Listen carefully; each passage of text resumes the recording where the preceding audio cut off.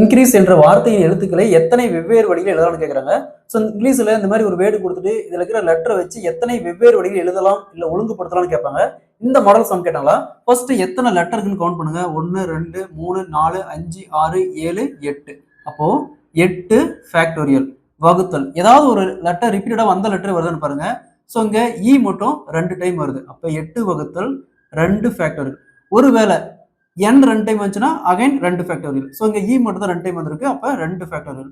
8 ஃபேக்டோரியல்னா 8 ரிவேர்ஸ்ல 1 வரைக்கும் 8 into 7 into 6 into 5 into 4 into 3 into 2 into 1 வகுத்தல் 2 factorial 2 ரிவேர்ஸ்ல 1 வரைக்கும் 2 இன்ட்டு 1. ஸோ இந்த 2 இன்ட்டு 1 இந்த 2 இன்ட்டு 1 அப்படியே கேன்சல் ஆயிரும்.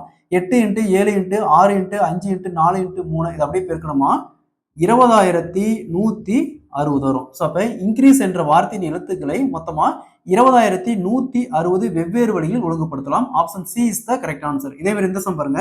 வெட்டிங் என்ற வார்த்தையின் எழுத்துக்களை எத்தனை வெவ்வேறு வழியில் எழுதலாம்னு கேட்குறாங்க. இதே மாதிரி தான் இந்த சம்ம சால்வ் பண்ணி இந்த ஆன்சரை கமெண்ட்ல போடுங்க. இந்த சம் ப்ரீவியஸா IBPS PO எக்ஸாம்ல கேட்டிருக்காங்க.